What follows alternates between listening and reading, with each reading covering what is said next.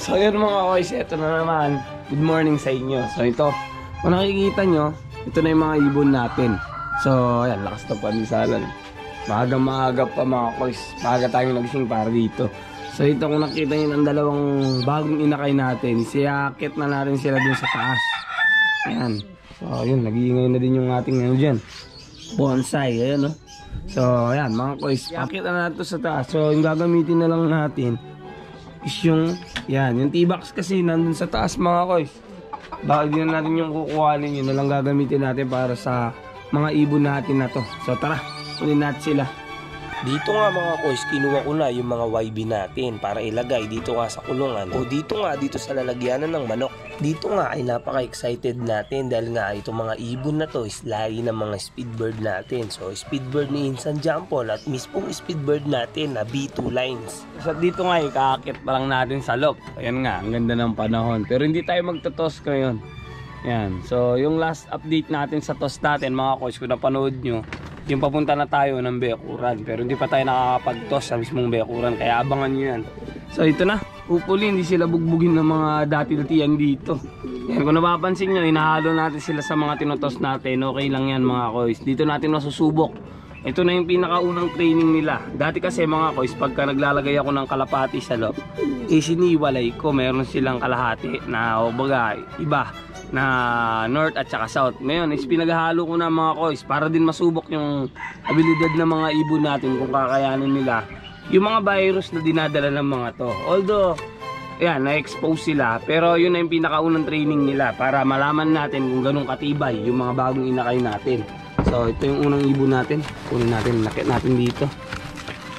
Tignan natin kung anong gagawin itong isang yan, blue bar. So yan, lagay ko na, yan siya. So ang ganda. So binara ko siya agad ni ano, ayan o, brusko. Yung brusko natin nakalapate. Ayan. So kunin natin yung isa.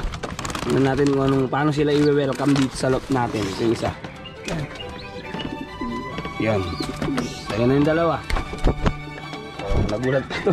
Ayan. Tingnan natin kung paano sila i-welcome. Pero sure naman ako na kaya na nilang ipagtanggol yung sarili nila. Dahil malaki na sila mga koys. Kailangan na talaga dito iakyat sa loop natin.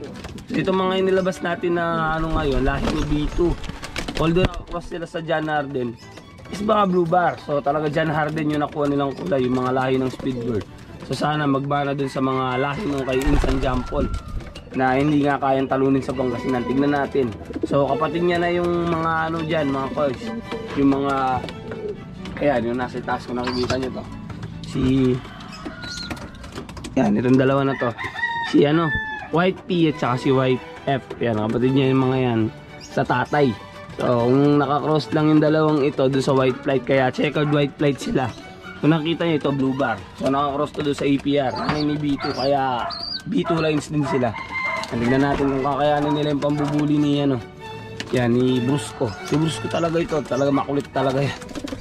So ayan mga koys, medyo ita-timelapse natin ang konti. Titignan natin kung matututo silang sumampa dito sa mga purchase. Lumipas yung bugbugan at tabulan dito sa mga ibon natin, pero wala pa rin natututo na umakyat sa perch. So ito na mga koys, kanina lang is nabubuli sila. Yan, pero yung magiging training nila is mapanatag sila dito sa loob at saka umapak sa mga perches. Yan, so binababaan na sila ng iba't ibang ano. Si Maru, si Brusco, yan, si White F, binugulo-gulo na sila. Yan, as of now, medyo nakakaranas pa sila ng pambubuli. Pero tingnan natin hanggang mamaya kung ano yung maging update. Pero palipad-lipad na sila, tinatry na nila, na ino-observe na nila kung ano yung gagawin nila dito sa loob. Yan. So, nandito na lang muna. So, i-update ko kayo kung kailan natin tuturuan tong dalawang blue bar na to. So, ano yung magiging pangalan din nila mga koys, abangan nyo. So, yan mga koys, hanggang dito na lang yung video natin. So, nailipat na natin yung mga ibon natin sa loob natin. So, yun. Ingat.